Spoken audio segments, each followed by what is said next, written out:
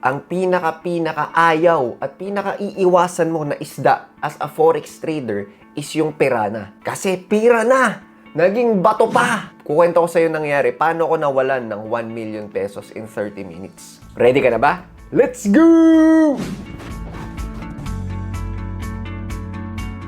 Papakita ko sa inyo kung paano ko to inanalyze. So actually, ni-record ko to. Ito, panoorin mo to. Yo, kamusta? So, nandito tayo ngayon sa UDJPY.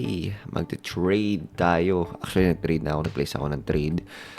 Gusto ko lang tong i-document para makita nyo kung paano ko siya naisip. So, number 1, kung titignan nyo, sobrang layo na ng tinahak ng AUDJPY. Ngayon, nasa 5-minute time frame tayo. So, ito, normal. Kasi nakikita nyo, nagkaganyan. Diba? Lumalapit siya sa EMA. Pero pagdating dito, sobrang layo na niya. Okay, so most probably, bababa talaga yan dito banda. Okay, lalapit at lalapit yan sa EMA. Kung magdedire-diretso man yan, swerte natin. Kasi ang gagawin ko, magte-trailing stop ako kung maabutan ko yan. Okay. Actually, minub ko yung TP ko dito banda. Kung sakaling bumaba siya ng diretso. Ayan. Kasi baka sayang naman ang mangyari is matipi bigla at dumire-diretso. Diba? Kaya minub ko na yan sa sobrang baba dito banda. So ba't ako mag-trade dito? Kung titignan nyo dito yan, nagkaroon siya ng malupit na showing ng weakness ng mga buyers. And pagdating dito, yan na. Ito na, nagko-consolidate na siya. Tinatry nyo umangat, ayaw na. So ang next na mangyari dyan, hopefully, prediction natin is bababa talaga yan dito. Okay? So habulin niya EMA. Kung di man niya habulin yung EMA, baka mag-reverse na yan. Tignan natin sa mga higher time frames. Ayan, kung tignan nyo higher time frame, di ba? Layo na rin talaga. Okay, so ito yung huli pa na check natin. Okay, kahit ito actually pwede, no? Okay. So either ito yung huling swing low. Ayan ba yung huling swing low? Check natin, Okay, so parang hindi ko lang ba't inabot lang yan. Hindi ko lang high impact news ba yan or anything. Hindi ko masasabi, pero pwede mong gamitin swing low yan or kahit ito yung swing low. Ayan, di ba? Pwedeng dito yung target natin or dito. Okay. So, yun lang. Tignan natin kung ano mangyayari. And kita-kits sa iba pang mga trades. Ito, titignan ko rin itong XAUSD kung anong gagawin niya. 5-minute time frame. Ayan. So, titignan nyo. Tinatry na niyang bumaba from here. Okay. So, ayun. Tignan natin kung anong gagawin niya. Though, hindi pa naman siya nagkakaroon ng candlestick pattern na gusto natin. Though, merong mga red candlesticks dyan. Pero, check pa tayo. Kung mapag-iwanan man tayo, okay lang. Kasi medyo, meron naman tayong running trade ngayon. So, yun lang. Kita-kits tayo. Check natin kung ano mangyayari after dito sa AUDJPY. Sige. So, kung titignan nyo guys, sobrang overextended na ng AUDJPY. Kaya talagang sobrang tinitignan ko. Tignan nyo from here and umaakit na siya. Tapos dito talagang todong umakit pa siya. Ito pa yung malupit. Pag tinignan nyo sa lahat ng time frame, 30 minutes. Ayan, tignan nyo. Sobrang layo na niya sa EMA. So, pag sinabing overextended, sobrang layo na niya sa EMA kasi mostly yung charts talaga naglalaro sa EMA. Tapos sumahabol lang yung EMA. Diba? Pero ito, sobrang layo na talaga niya. Tingnan mo sa 30 minutes, tingnan mo sa 1 hour, ang layo din. Tingnan mo sa 4 hours. Ayan.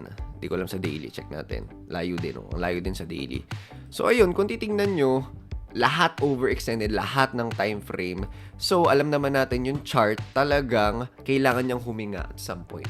So, pag sinabing hinga, yan, parang pullback. Diba? Pullback talaga siya. So, na-realize ko na magpo-pullback at magpo-pullback to. Okay? Lalapit at lalapit to kahit papano sa EMA. So, tingnan natin kung ano yung mangyayari sunod. So, ito na. After 30 minutes, ano nangyari? So, meron akong good news at bad news. Good news is nahit talaga yung TP natin kahit binaba pa yan. So, naligo lang ako. Mga ilang minutes lang yun. Tapos nakita ko yan yung nangyari. Ang bad news, buisit. Nahit ang SL ko.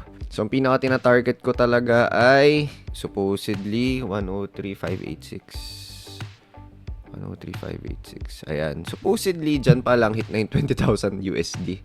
Kaya lang, ayun, nahit muna yung SL yan. Nasa screenshot. So, sobrang sakit. Hindi ako makamove on. So, actually, nasa Discord yan. Pagka-hit ko ng SL, biglang, boom, Nakakatawa. Hindi pa naman talaga na-hit yung SL. Spread lang yun eh. Konting spread lang yan eh. Nakakainis. So, minsan may mga ganun trades talaga na mas masakit pa sa breakup. De joke lang. Pero, ayun. So, anong lesson natin? Siguro, kailangan pang maglagay ng more na leeway, na room para sa SL. So, yun yung mali ko. Masyadong malapit siguro. So, ayun. Yan tayo. I-polish natin yan. I-refine natin. Okay, so yun lang for this video. Boy. So sa mga TMT students na kasali sa Discord, alam nyo na kung ano nangyari, di ba? Ito, ayan. Sinabi ko talaga, sell. Okay? And then, ayan. Tingnan mo, sana TP hit siya. $20,000. Actually, pwede pa talaga siya maging $40,000.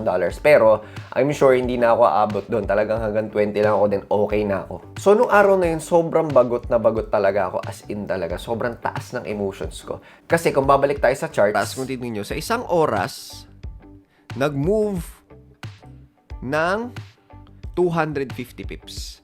Walang ever nangyari. Okay, sabihin natin kahit 2023 pa to, 'di ba? I-check natin na isang oras. Kung ano yung pinakamakita nyo mahabang wick. Pinakamahabang wick na makita nyo, ito. Check natin to kung ilan to. Tingnan nyo, ang haba nito, pero 150 lang. Ito.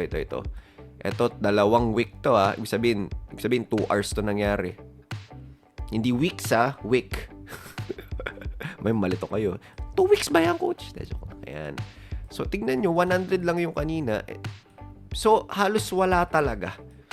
'Di ba? So, this year, or di ko alam kung ilang months ago pa, na nagkaroon ng 250 pips na galaw in 1 hour. Tapos, tinread ko na, hindi ko pa nakuha. So, nakakainis talaga. So, anong ginawa ko after? Sobrang taas ng emotions ko. Kailangan ko talagang umalis sa charts. Kasi, yun yung mga, alam ko na yung sarili ko, kilala ko na sarili ko, hindi ko alam kung ganito rin kayo.